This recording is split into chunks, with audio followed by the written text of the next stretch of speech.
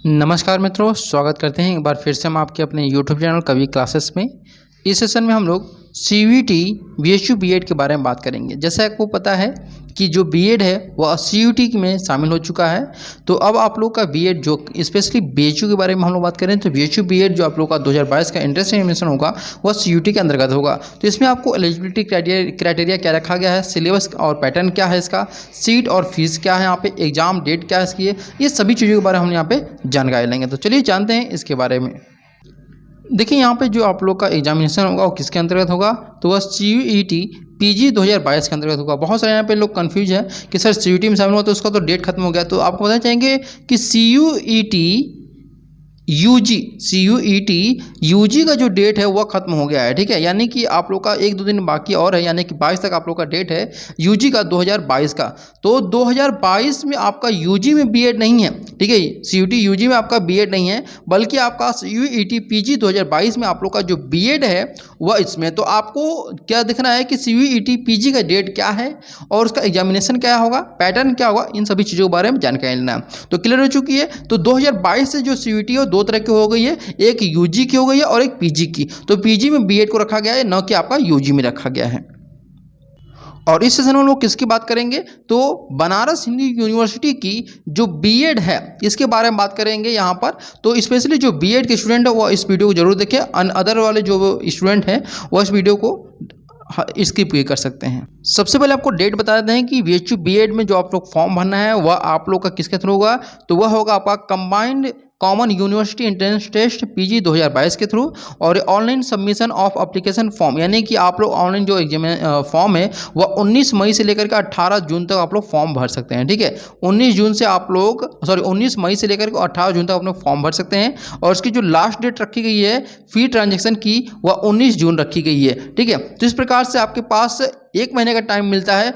19 मई से लेकर के आपका 18 जून तक आप लोगों के पास टाइम मिलता है और इस एक महीने में आप लोग को फॉर्म फिलअप करना है। अगर बात करें कि आप लोग का फ़ी कितना लगेगा, तो जनरल कैटेगरी का आप हैं तो 800 रुपये आपको फ़ी देना पड़ेगा। OBC के से आप हैं या फिर EWS से हैं तो 600 रुपये लगेगा। उसके बाद SC ST और थर्ड जेंडर आप हैं तो 550 और PWD के लिए 500 रुपये रखे गए हैं।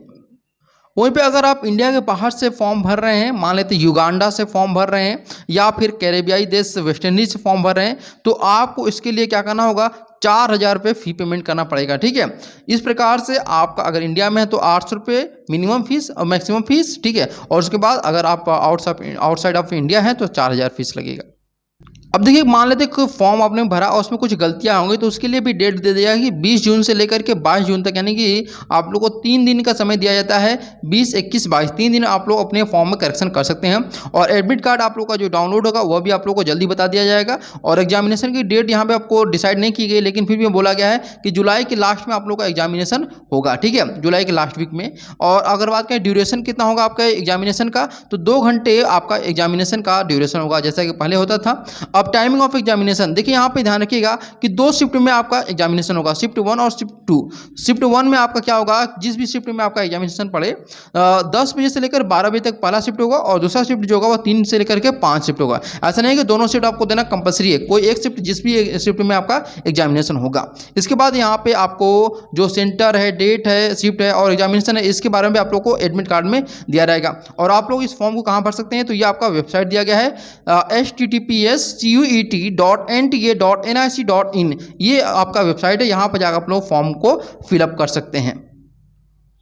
अगर बात करें यहाँ पर जो मोड होगा आपके एग्जामिनेशन का, वो आप लोग का क्या होगा, CBT मोड होगा, यानी कि आपको कंप्यूटर बेस्ड आप लोग का यहाँ पे एग्जामिनेशन होगा। और इसमें जो पेपर आपका आएगा वह दोनों में आएगा, यानी आप हिंदी और इंग्लिश दोनों में आपका आएगा। जिसमें आप कंफर्टेबल हो उस आप भाषा में अपने पेपर को दे सकते हैं। अब देखिए यहाँ पे ध्यान दीजिएगा कि पेपर कोड आपको बहुत ध्यान से याद करना है, ठीक है, क्योंकि अगर पेपर कोड याद रहेगा तभी आप कुछ कर पाएंगे। तो पेपर कोड आपका जो BHU बीएड का है, स्पेशली मैं बात कर रहा हूँ BHU बीएड का, तो BHU बीएड का जो पेपर कोड है वह कितना आपका है, तो यहाँ पे ध्यान से देखिएगा पेपर कोड आपका कितना है, 74 है। यानी कि आपका PGQP 74 आपका पेपर कोड है BHU बीएड के लिए। और उसका जो सिलेबस है वो आप लोग को मैं पूरा एकदम बिल्कुल ध्यानपूर्वक समझाना चाहूँगा। अब यहाँ पे देखिए जो बीएचयू बीएड का सिलेबस है उसे 2 भागों में डिवाइड कर दिया गया है, ठीक है। आपके प्रश्नों की संख्या जो 100 रहेगी और उसे 2 भागों में डिवाइड, जैसे कि पहले आप लोग को 100 क्वेश्चन था, 100 क्वेश्चन इस बार भी रहेगा, 2 भाग में डिवाइड किया था, 2 भागों में ये भी डिवाइड रहेगा। यहाँ देखिए पहले की तरह आप लोग का 100 क्वेश्चन है, 100 क्वेश्चन, और 2 भागों में डिवाइड किया गया है, पार्ट ए और पार्ट बी, ठीक है, सेक्शन ए और सेक्शन बी। और यह ध्यान रखिएगा सेक्शन ए में पहले क्या होता था, 30 क्वेश्चन होते थे, ठीक है, लेकिन अब 30 क्वेश्चन की जगह क्या कर दिया है, 25 क्वेश्चन आपका कर दिया है। और पहले सेक्शन बी में 70 क्वेश्चन होते थे, अब 70 क्वेश्चन की जगह आप लोग कितना कर दिया है, 75 क्वेश्चन को कर दिया है। देखिए अब सेक्शन ए में क्या क्या यहाँ पे आपको पढ़ना पड़ेगा, ध्यान दीजिएगा। लैंग्वेज कॉम्प्रिहेंशन, ठीक है, लॉन्ग यानी कि भाषा पर जो अपठित गद्यांश होते हैं उनको पढ़ना होगा। वर्बल एबिलिटी आपको पढ़ना है, सेकेंड आपका। थर्ड आपका जनरल नॉलेज यानी कि जीके। उसके बाद फोर्थ जो आपका है मैथमेटिकल या क्वांटिटेटिव एबिलिटी, यानी कि मैथ से संबंधित आपको क्वेश्चन रहेंगे, बहुत ज़्यादा हार्ड नहीं रहेंगे, क्लास 8 के लेवल का आपका क्वेश्चन पूछा जाएगा इसमें जीके जीएस आपका पार्ट 1 में। तो यानी कि इस प्रकार से आपको सेक्शन ए में कुल 4 विषयों की पढ़ाई करनी है, ठीक है, 4 विषयों की पढ़ाई करनी है। पहला जो आप लोग का भाषा का अपठित गद्यांश रहेंगे, वर्बल एबिलिटी रहेगा, ठीक है, इसके बाद जनरल नॉलेज रहेगा और मैथमेटिकल या क्वांटिटी की एबिलिटी रहेगा आपका। तो इस प्रकार से यहाँ पे हमारे 4 सब्जेक्ट, तो इन 4 सब्जेक्ट से आपके पेपर आएंगे पार्ट 1 में। और पार्ट 2 में आपके जो पेपर आएंगे इसमें देखिए आपका डोमेन नॉलेज होना चाहिए। डोमेन नॉलेज मतलब जो उस सब्जेक्ट की नॉलेज होनी चाहिए, तो आपका किस सब्जेक्ट में भर रहे हैं फॉर्म उसका रहेगा, ठीक है। मैं अभी इसके बारे में डीपली आपको बताने वाला हूँ। अब देखिए यहाँ पे मैंने आप लोग को जो आप लोग का यहाँ पर पेपर 1 था यानी कि सेक्शन ए 25 क्वेश्चन उनको मैंने बता दिया आप लोग का। अब ये जो रहेगा 25 क्वेश्चन ये सभी के लिए कंपलसरी है, ठीक है। अब सेक्शन बी में आते हैं कि जो अलग अलग है, जैसे यहाँ पे मैथ का बीएड मैथ आपका है, यहाँ पे देखिए आप लोग का टेस्ट पेपर कोड भी आपका यहाँ पे दिया शो कर रहा है, इसका बनारस हिंदू यूनिवर्सिटी भी आपका शो कर रहा है, ठीक है। अब यहाँ पे एक बात ध्यान रखिएगा कि सेक्शन बी में आपको क्या क्या पढ़ना है। तो सेक्शन बी में स्पेशली मैथ के लिए मैं बताने वाला हूँ इस बार। तो मैथ के लिए देखिए यहाँ पे आपको टीचिंग एप्टीट्यूड पहला सब्जेक्ट हो गया, सेकेंड सब्जेक्ट आपका मैथमेटिक्स, थर्ड आपका स्टैटिक्स और फोर्थ आपका कंप्यूटर साइंस, यानी कि 4 सब्जेक्ट आपको मैथ के सेक्शन बी में पढ़ना पड़ेगा। टीचिंग एप्टीट्यूड, मैथमेटिक्स, स्टैटिक्स और कंप्यूटर साइंस पढ़ना है। वहीं अगर हम बात करें यहाँ पर जो साइंस ग्रुप के हैं स्टूडेंट जो बीएड करना चाहते हैं साइंस से, उनको सेक्शन बी में क्या पढ़ना होगा, तो उनको टीचिंग एप्टीट्यूड कंपलसरी है, और उसके बाद botany, zoology, chemistry, physics, home science, computer science ये आपको पढ़ना है, ठीक है। क्या पढ़ना है, ये आपको पढ़ना है, जिसमें आपको क्या पढ़ना है, आपको टीचिंग एप्टीट्यूड हो गया, बॉटनी हो गया, जूलॉजी हो गया, केमिस्ट्री हो गया, फिजिक्स हो गया, होम साइंस हो गया, कंप्यूटर साइंस हो गया, ये आपको पढ़ना है। इसके बाद यहाँ पर जो ह्यूमैनिटीज एंड सोशल साइंस से अपना बीएड करना चाहते हैं उनके लिए अब सिलेबस में थोड़ा चेंजेस कर दिया गया। सेक्शन ए जो सभी के लिए कंपलसरी है, सेक्शन बी में आपको टीचिंग एप्टीट्यूड पढ़ना पड़ेगा, जो पहले टीचिंग एप्टीट्यूड सेक्शन ए में होता था अब सेक्शन बी में कर दिया है। उसके बाद हिस्ट्री आपको, फिर ज्योग्राफी, इकोनॉमिक्स, पॉलिटिकल साइंस या फिर जिसको हम लोग सिविक्स बोलते हैं, ठीक है, और ठीक है। उसके बाद आपका कॉमर्स रहेगा, होम साइंस रहेगा, और इस बार एक और ऐड कर दिया है वह है आपका एजुकेशन यानी कि शिक्षा शास्त्र को भी ऐड कर दिया इस बार, यानी कि 5 से 6 सब्जेक्ट को पढ़ना है। पहला आपको हिस्ट्री हो गया, सेकंड आपको ज्योग्राफी हो गया, थर्ड इकोनॉमिक्स, फोर्थ आपका पॉलिटिकल साइंस या फिर जिसको हम लोग पॉलिटी के नाम से जानते हैं या फिर सिविक्स। इसके बाद आपका 5th जो नंबर है वह कॉमर्स है, 6th नंबर पे आपका होम साइंस और 7th नंबर पे आपका एजुकेशन और 8वें नंबर पे आपका यहाँ की टीचिंग एप्टीट्यूड। यानी कि सेक्शन बी के लिए आपको जो 75 क्वेश्चन आएंगे वह कुल 8 सब्जेक्ट से पूछे जाएंगे, ठीक है। कितने सब्जेक्ट से, 8 सब्जेक्ट से पूछे जाएंगे। यहाँ पे सबसे ज़्यादा जो सब्जेक्ट आपको पढ़ना है वो ह्यूमैनिटीज एंड सोशल साइंस वालों को पढ़ना है। इसके बाद लैंग्वेज ग्रुप में आए तो लैंग्वेज ग्रुप में आपको क्या पढ़ना होगा, यहाँ पर ध्यान दीजिएगा कि इसमें आपको टीचिंग एप्टीट्यूड तो कंपलसरी है सभी के लिए सेक्शन बी में। इसके बाद आपको इंग्लिश, हिंदी और संस्कृत ये पढ़ना है आपको। कुछ इसमें ऐड नहीं किया है, केवल कुछ भी जो लैंग्वेज है उसमें कुछ भी ऐड नहीं किया गया है। हाँ, सोशल साइंस में यहाँ पे ऐड कर दिया गया, एजुकेशन को ऐड किया गया है, ठीक है। उसके अलावा और कुछ भी यहाँ पे ऐड नहीं किया गया। ये आप लोग का सिलेबस होगा।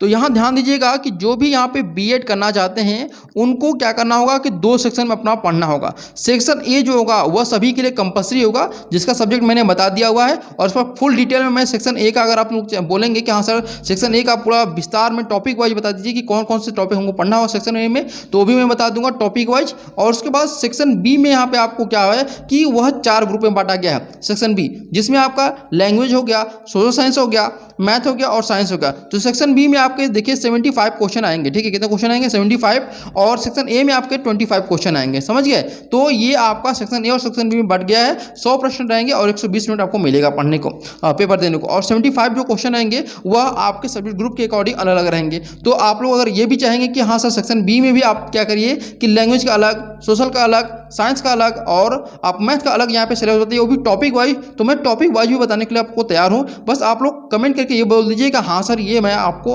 पेपर बना दीजिए या फिर इस टॉपिक में आप लोग बता दीजिए, ठीक है। इसके अलावा आपको बताना चाहूँगा यहाँ पर कि जो आप लोग का यहाँ पर फी है, ठीक है, जो फीस लग रही है वो भी मैंने बता दिया, एंट्रेंस की फी। और आप लोग का जो यहाँ पर जब आप लोग पढ़ेंगे तो उसमें ज़्यादा फीस नहीं लगती है, 2,800 रुपये लगभग फीस आपकी लगती है, ठीक है। ये आपके यूनिवर्सिटी के अकॉर्डिंग मतलब सॉरी कॉलेज के अकॉर्डिंग आप लोग का अलग अलग रहता है। तो इसके बारे में डिटेल में आप लोग को बता दूंगा कि कितना फीस कितने लगता है, ठीक है। सीट की अगर बात करते हैं तो सीट भी आप लोग की बहुत ज़्यादा नहीं है, सीट में भी मैं आप थोड़ा सा टाइम की कमी है इसलिए सीट की इसमें नहीं बताऊँगा, सीट के बारे में आप लोगों को अगले वीडियो में बताऊंगा, ठीक है।